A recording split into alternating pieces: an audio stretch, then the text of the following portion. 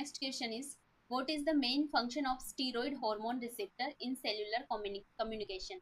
सो steroid hormones का यहाँ पे क्या फंक्शन होता है। स्टीरॉइड्स हार्मोन्स लाइक यहाँ पे टेस्टोस्टेरोन्स हैं या फिर जितने भी स्टीरॉयड हार्मोन्स हैं, टेस्टोस्टेरोन, एस्ट्रोजन्स, कोर्टिसोल, ये सारे स्टीरॉयड हार्मोन्स बेसिकली लिपोफिलिक होते हैं, लिपोफिलिक नेचर के होते हैं। इसकी वजह से ये प्लाज्मा मेम्ब्रेन को क्रॉस कर सकते हैं। तो प्लाज्मा मेम्ब्रेन को अगर क्रॉस कर सकते हैं तो फिर इनके जो रिसेप्टर्स होते हैं वो भी इंट्रासेलुलरली प्रेजेंट होते हैं, टिपिकली इन द साइटोसोल और न्यूक्लियस।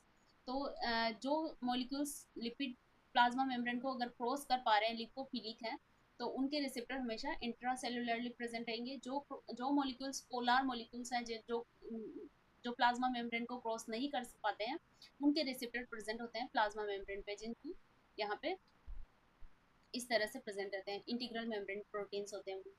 तो इस तरह अब यहाँ पे अगर देखा जाए तो इनका main function, steroid hormone receptors का मेन फंक्शन क्या है। तो स्टीरॉयड हार्मोन रिसेप्टर एक तरह से हार्मोन रेस्पॉन्स एलिमेंट्स, इस हार्मोन्स क्या होते हैं, ये एज ए ट्रांसक्रिप्शन फैक्टर की तरह वर्क करते हैं। क्योंकि ये जो जैसे ही स्टीरॉयड हार्मोन आएगा, ये रिसेप्टर पे कॉम्प्लेक्स के साथ में बाइंड हो जाएगा, और रिसेप्टर के साथ बाइंड होते ही ये स्टीरॉयड हार्मोन रिसेप्टर कॉम्प्लेक्स बना लेंगे, जो एज ए ट्रांसक्रिप्शन फैक्टर की तरह वर्क करेंगे। ये किसी स्पेसिफिक डीएनए सीक्वेंस पे जाकर बाइंड होंगे, और उसके बाद वहाँ पे हार्मोन रेस्पॉन्स एलिमेंट, उस जो जिस डीएनए पे ये बाइंड हो रहे हैं उस डीएनए सीक्वेंस को बोला जाता है हार्मोन रेस्पॉन्स एलिमेंट। तो वहाँ पे ये जीन्स का एक्टिवेशन करवाएंगे या फिर जीन्स का रिप्रेशन करवाएंगे। इस तरह से जीन एक्सप्रेशन को ये रेगुलेट करते हैं। तो उस वजह से उसके बाद यहाँ पे प्रोटीन का सिंथेसिस होगा। तो ये क्या करते हैं, activation of G binding protein, GTP binding protein. GTP binding proteins जो हैं उसका एक्टिवेशन ये नहीं कर सकता ये, क्योंकि ये तो जी प्रोटीन कपल्ड रिसेप्टर जो है, जीपीसीआर, उसका काम है, जहाँ पे जीटीपी बाइंडिंग प्रोटीन्स प्रेजेंट रहती हैं। Ion conductance across the membrane. Ion conductance जो है ये फंक्शन होता है मेनली न्यूरोट्रांसमीटर्स का। जो न्यूरोट्रांसमीटर्स कुछ आयन चैनल्स को ओपन करवाते हैं या फिर क्लोज करवाते हैं, तो ये न्यूरोनल जो सिग्नल्स होते हैं उसमें वर्क करता है। Activation of enzyme for gene regulation, ये यहाँ पे करेक्ट हो जाएगा बिल्कुल, क्योंकि यहाँ पे हॉर्मोन्स रेस्पॉन्स एलिमेंट जो यहाँ पे एंजाइम कैस्केड है, तो कुछ एंजाइम्स यहाँ पे एक्टिवेट होंगे और उसकी वजह से जीन्स का रेगुलेशन होगा। Conduction of nerve impulses, nerve impulses में इसका कोई रोल नहीं है। तो यहाँ पे भी कुछ आयंस आते हैं, न्यूरोट्रांसमीटर्स आते हैं, और वो नर्व इम्पल्स कंडक्ट करवाते हैं थ्रू द न्यूरॉन्स। तो ये न्यूरॉन्स के अंदर होता है। तो स्टीरॉयड हार्मोन रिसेप्टर्स मेनली इनका फंक्शन होता है activation of enzyme for gene regulation. Option number third यहाँ पे हमारा क्या हो जाएगा, करेक्ट हो जाएगा।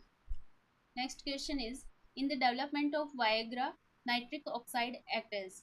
तो नाइट्रिक ऑक्साइड के बारे में जो एनओ है, इसको ये क्वेश्चन वायग्रा यहाँ पे कंफ्यूज करने के लिए दे रखा है। बाकी एनओ के बारे में अगर आपको पता है तो ये क्या है, एक सिग्नलिंग मॉलिक्यूल है, गैसियस सिग्नलिंग मॉलिक्यूल। तो ये क्या है, गैसियस सिग्नलिंग मॉलिक्यूल। तो यहाँ पे आंसर हो जाएगा gaseous compound. Secondary messenger nitric oxide जो है ये मेनली सिक्रीट होता है एंडोथीलियल सेल से, और एंडोथीलियल सेल से ये फिर मसल्स के अंदर जाएगा, स्मूथ मसल्स, और वहाँ पे ये एक्टिवेट करवाएगा ग्वानाइलेट साइक्लेज को, जिसकी वजह से CGMP जो सेकेंडरी मैसेंजर है वो फॉर्म होगा। और CGMP फिर बाद में जैसे ही CGMP एलिवेटेड होगा तो ये स्मूथ मसल्स का रिलैक्सेशन कॉज करवाता है और वेसोडाइलेशन करवाता है। तो उसकी वजह से क्या होगा, बॉडी के अंदर ब्लड फ्लो जो है वो इंक्रीज होता है। तो इस तरह से जो ब्लड वेसोडाइलेशन एंड वेसो कॉन्ट्रेक्शन जो होता है उसको नेचुरली रेगुलेट करने का काम करता है नाइट्रिक ऑक्साइड। और उसमें क्या होगा, CGMP फिर यहाँ पे फॉस्फोराइलेटेड होगा। फॉस्फोडाइएस्ट्रेस जो एंजाइम होता है वो CGMP का ब्रेक डाउन करता है। लेकिन यहाँ पे वाइग्रा की कंडीशन में क्या होगा, वाइग्रा फॉस्फोडाइएस्ट्रेस टाइप 5 को यहाँ पे एक्टिवेट कर देगा, जिसकी वजह से ये CGMP का ब्रेक डाउन करने लग जाएगा, जिसकी वजह से प्रोलॉन्ग्ड वेसोडाइलेशन नहीं हो पाएगा। यहाँ पे प्रोलॉन्ग्ड वेसोडाइलेशन इफेक्ट देखा जाएगा, वेसो कॉन्स्ट्रिक्शन नहीं हो पाएगा। तो इस वजह से यहाँ पे आंसर तो हो जाएगा हमारा गैसियस कंपाउंड। प्राइमरी मैसेंजर की तरह वर्क करता है। यहाँ पे कुछ हॉर्मोन्स लाइक इंसुलिन है, एड्रेनलिन है, ये जो भी सेल सरफेस रिसेप्टर पे बाइंड, पहले जो लिगेंड की तरह वर्क करते हैं और सबसे पहले रिसेप्टर पे बाइंड होते हैं, उनको बोला जाता है प्राइमरी मैसेंजर्स। और साइक्लिन इनहिबिटर्स यहाँ पे सेल साइकिल रेगुलेशन में वर्क करते हैं, यहाँ इसका कोई रोल नहीं है। सेकेंडरी मैसेंजर्स के एग्जांपल देखें तो CGMP, CAMP और IP3 है, डेग है, के अलावा कैल्शियम आयंस है। तो ये सारे सेकेंडरी मैसेंजर्स के एग्जांपल्स हैं। तो इसमें आंसर हो जाएगा nitric oxide is a gaseous hormone and gaseous signaling molecules. Next question is which class of cell adhesion molecules is primarily responsible for maintenance of stable junctions between adjacent cells in the tissues? So यहाँ पे answer हो जाएगा हमारा कैडरिन्स। कैडरिन्स are the calcium dependent molecules which form the stable junctions and long lasting junction between adjacent cell to cell, और ये होमोफिलिक होते हैं। ये क्या होते हैं? होमोफिलिक। होमोफिलिक मीन्स ये एक सेल से दूसरी सेल में सिर्फ कैडरिन के साथ में ही बाइंडिंग करेंगे, एक सेल के कैडरिन्स दूसरी सेल के कैडरिन्स के साथ में इस तरह से सेल एडेशन जंक्शंस बनाएंगे, और ये काफ़ी लॉन्ग लास्टिंग होते हैं, स्टेबल जंक्शंस होते हैं। सेलेक्टिंग में ट्रांजिएंट जंक्शन बनते हैं, कुछ टाइम के लिए ही जंक्शंस बनते हैं, जिसमें सेलेक्टिन लाइक लेक्टिन्स और ये इस तरह से। इंटीग्रेंस की बात करें तो integrin mainly extra cellular matrix के साथ में जंक्शंस फॉर्म करता है। कुछ इंटीग्रेंस सेल टू सेल भी करते हैं, लेकिन मोस्ट ऑफ द इंटीग्रेंस यहाँ पे एक्स्ट्रा सेल्यूलरली जंक्शंस फॉर्म करेंगे। तो यहाँ पे जो मोस्ट अप्रोप्रिएट आंसर है वो कैडरिन होगा। इम्यूनोग्लोबुलिन लाइक सुपर फैमिली जो है, इम्यूनोग्लोबुलिन सुपर फैमिली, ये इम्यून सेल के अंदर प्रेजेंट रहता है, cell to cell junction form करता है, लेकिन उतना एफिशिएंट नहीं होगा जितना कैडरिन करेगा। तो यहाँ पे कैडरिन क्या है हमारा करेक्ट आंसर हो जाएगा। Next question is which one of these is entirely composed of an integral membrane protein called connexin? तो ये तो कनेक्सिन का क्वेश्चन भी हम देख रहे हैं। कनेक्सिन भी बार बार हर एक एग्जाम में पूछा जा रहा है, कनेक्सोन के बारे में MPPSC में भी पूछा गया था। तो कनेक्सिन क्या है?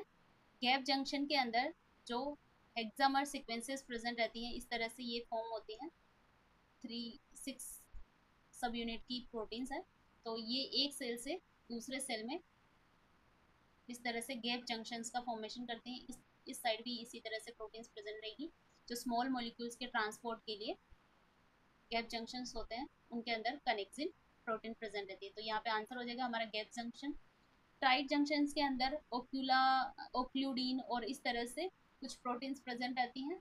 मैक्यूला एडेरिन्स एंड जोनोन एडेरिन्स ये अलग टाइप के सेल एडेशन मॉलिक्यूल्स हैं। तो आप देख सकते हैं कि सेल एडेशन मॉलिक्यूल से सेल जंक्शन से cell to cell junction, cell to extra cellular matrix junction, इससे भी काफ़ी सारे क्वेश्चंस आए हैं। तो ये वाला टॉपिक भी आप बिल्कुल क्लियर करके जाएं, अच्छे से पढ़ें, ताकि आपको नेक्स्ट अपकमिंग एग्जाम में इससे रिलेटेड कोई भी क्वेश्चन आए तो इसको इजीली आप सॉल्व कर पाएँ। तो यहाँ पे आंसर हो जाएगा कनेक्सिन से related gap junction. Next question is how many isoform of transforming growth factor beta TGF beta are found in human beings? तो ट्रांसफॉर्मिंग ग्रोथ फैक्टर बीटा जो है, इसकी मेनली 3 आइसोफॉर्म्स प्रेजेंट रहती हैं। यहाँ पे अगर बात करें तो यहाँ पे होती है